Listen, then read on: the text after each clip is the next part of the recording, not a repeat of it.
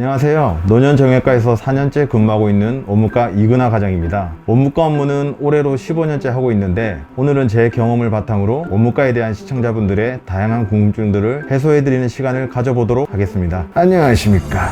원무과가 알고 싶다의 김삼중입니다. 그게 뭐예요? 네? 양심상 김상중은 그렇고 나이 먹고 살쪄서 뱃살이 삼중이 돼서 김삼중으로.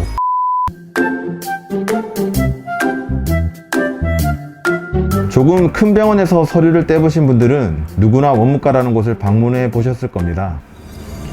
그런데 말입니다. 이 원무과라는 데서 하는 일이 정확히 무엇인지 혹시 알고 계십니까?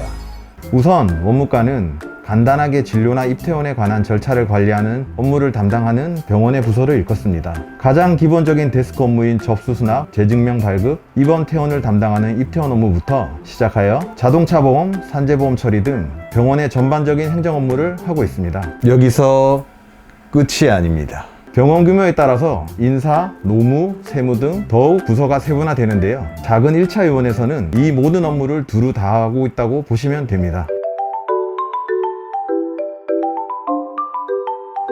이 영상을 보신 분들 중 원무과에서 근무를 해보고 싶으신 분들이 있으실 겁니다. 꼭 특정한 과를 나오거나 전공을 배우지 않아도 누구나 원무과에 지원해서 일을 할 수 있지만 병원 업무는 환자를 응대하는 서비스 업무이다 보니 전문적인 의료 지식을 갖추면 더욱 전문적이고 매끄러운 응대에 도움이 됩니다. 따라서 의료경영, 보건행정과 같은 과를 나오면 업무 일을 하는데 유리할 수 있습니다. 저 역시 의료경영학을 전공하였고 개인적으로는 학부 때 공부가 실무에 도움이 되었다고 생각합니다. 자격증 또한 꼭 있어야만 취직이 되는 전문 직종은 아니지만 병원의 규모와 세부 업무에 따라 의무기록사, 병원 행정사, 병원 코디네이터 등과 같은 병원 관련 자격증과 엑셀, 워드 프로세서 등 컴퓨터 관련된 자격증을 미리 준비하면 업무에 도움이 될 수 있습니다.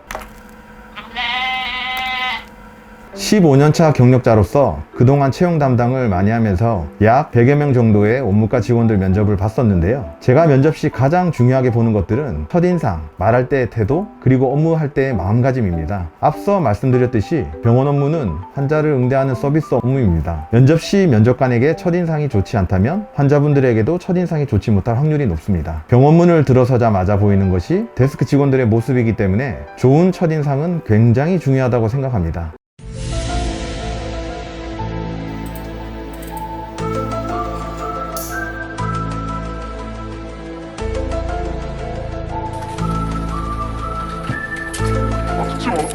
말할 때의 태도 역시 적절한 환자 응대에 중요하기 때문에 꼭 눈여겨보는 부분입니다. 마지막으로는 업무를 할 때의 마음가짐인데요. 하루 종일 여러 사람을 응대하는 일이라 분명히 심신이 힘들 때들이 있습니다. 비록 힘들더라도 좋은 마음가짐으로 업무에 임하는 사람이 있는 반면에 그렇지 못한 사람도 있습니다. 그렇지 못한 사람은 티가 나게 되어 있으며 이것은 결국 조금 아쉬운 환자 응대로 이어지게 되는 경우가 많습니다. 그런데 말입니다. 이 원무과 직원의 급여는 어떤 수준인지 알고 계십니까? 급여는 병원 규모와 경력에 따라 물론 다릅니다. 대학을 갓 졸업한 신입이 작은 병원에서 원무과 일을 시작하게 되면 일반적으로 최저임금 정도를 받는다고 보시면 됩니다. 경력이 쌓이면 물론 연봉은 올라가며 1차, 2차, 3차 병원으로 갈수록 연봉이 높아지고 근무 조건도 좋아지는 게 일반적입니다. 하지만 3차 병원보다 작은 병원이라고 해서 꼭 대우나 근무 조건이 나쁜 것은 아니며 오히려 여러 사람의 이해관계가 얽히지 않고 원장님 한 분의 재량으로 모든 결정이 이루어지기 때문에 능력이 인정이 되면 더 나은 경우도 있습니다. 즉 작은 병원이라도 본인이 능력이 있고 좋은 원장님을 만난다면 행복하게 일하실 수 있습니다. 원장님 보고 계시죠?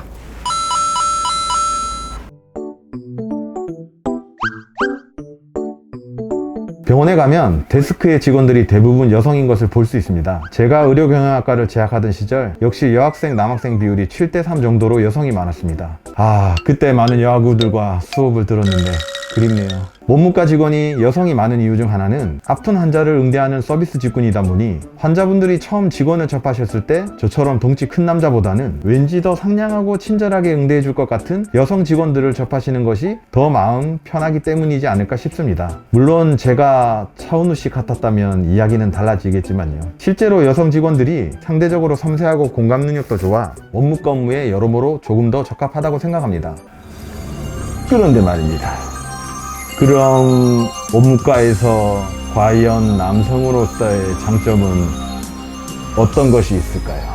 사실 여느 서비스 직군과 마찬가지로 병원도 역시 소위 말하는 진상 고객들이 있긴 합니다. 아 정말 그래서 안 되는 건데 이런 분들이 간혹 여성 직원들을 하대하고 폭언을 하기도 하는데요. 아 열받네 막 어쨌을까 막 그때 생각하니까 또 열받네 막 어쩔수고 막 진짜 고마시알이 막 다 때려 뽀사뿌까 막 그런 분들도 제가 나서면 큰 소리 못 내시고 제가 조곤조곤 설명드리면 잘 들으시더라고요. 물론 몸이 불편하셔서 예민하시고 그런 건 다 이해하지만 도를 지나쳐서 저희 직원들에게 행패를 부르신다면 제가 나서서 제 직원들을 제가 보호합니다.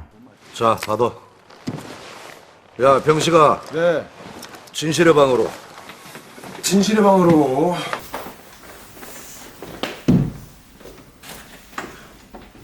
야, 똑바로 하자, 똑바로. 확실히 진상 고객들도 상대를 봐가면서 진상을 부리기 때문에 그런 상황에서는 남자가 유리하다고 할 수 있겠습니다.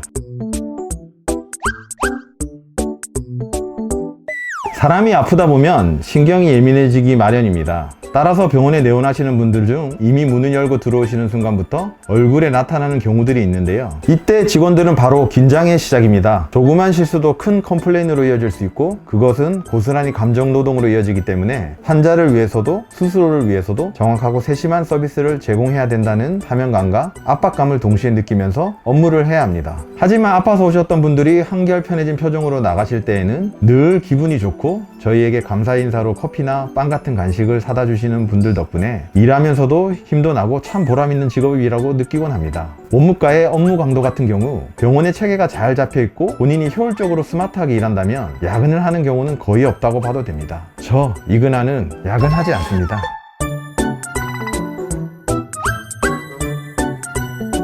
원무과 정년은 대학병원이나 종합병원급에서는 대략 60세 전후로 정년이 정해져 있지만 1차 의원에서는 따로 정해진 건 없습니다. 좋은 원장님과 파트너와 같은 관계가 된다면 본인 능력껏 힘 닿는 데까지 근무할 수 있습니다. 맞죠 원장님? AI로 로봇 등 4차 산업혁명 이야기가 나오면서 앞으로 일자리판이 바뀔 거라는 예상이 많습니다. 하지만 원무과 업무는 치료비만 계산하는 단순한 업무가 아니고 사람 대 사람으로 해야 하는 업무가 많기 때문에 AI가 대체할 수 있는 직종은 아니라고 개인적으로 생각합니다. 원장님, 저 AI보다 잘할 자신 있습니다.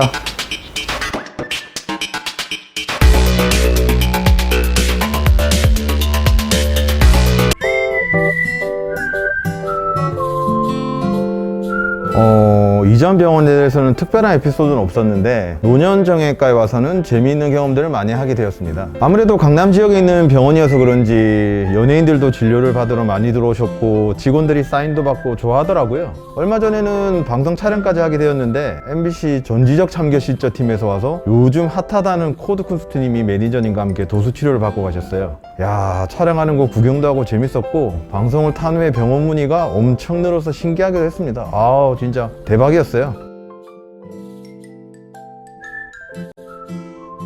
보통 자동차 사고가 나게 되면 어느 병원을 가는지 어떻게 처리해야 되는지 잘 모르시는 분들이 많을 텐데요. 우선 사고가 나고 사람이 다치게 되면 자동차 보험사에서 대인 접수를 할 수가 있습니다. 그렇게 되면 보험사로부터 사고 접수 번호를 부여받게 됩니다. 이후에 병원을 내원하실 때에는 다친 부위에 따라서 다르겠지만 척추 관절, 근육 쪽이 아픈 경우는 정형외과를 내원하셔서 엑스레이를 찍어본 후 정형외과 전문의의 정확한 치료를 받으시는 게 가장 좋습니다. 그리고 치료비는 보험사에서 처리를 하니 걱정 안 하셔도 됩니다. 본인 부담 제로! 또한 정형외과에서는 아픈 부위에 대한 정확한 진단과 함께 약물 처방 및 물리치료 등을 받을 수가 있습니다. 정형외과 전문의가 운영하는 노년정형외과는 많이들 어딨어? 저도 처음부터 병원 일을 염두에 두고 대학을 진학한 건 아니지만 막상 실무 경험을 쌓고 나니 이게 전문직 아닌 전문직 같은 일이라고 해야 할까? 많은 분들이 접하지 않는 일이다 보니 경력이 쌓이면 이 분야에서 나름 전문가가 될 수 있다고 생각합니다. 개인적으로는 비전도 있다고 생각하고 본인 업무 능력에 따라서 대우도 달라지기 때문에 막연한 관심만 가지고 계셨던 분이라면 한번 도전해 보시라고 말씀드리고 싶습니다. 혹시 궁금한 점 있으시면 유튜브에 댓글 남겨주세요. 최대한 상세한 답변을 해드리도록 하겠습니다. 컷! 예, 수고하셨습니다. 수고하셨습니다. 수고하셨습니다. 과장님, 예. 원무과로 삼행시. 원. 원무과에서 무조건 열심히 하면 과장은 될 수 있지 않을까? 나처럼! 그런데 말입니다. 구독은 하셨습니까? 구독, 좋아요, 알림 설정 부탁드리겠습니다. 감사합니다.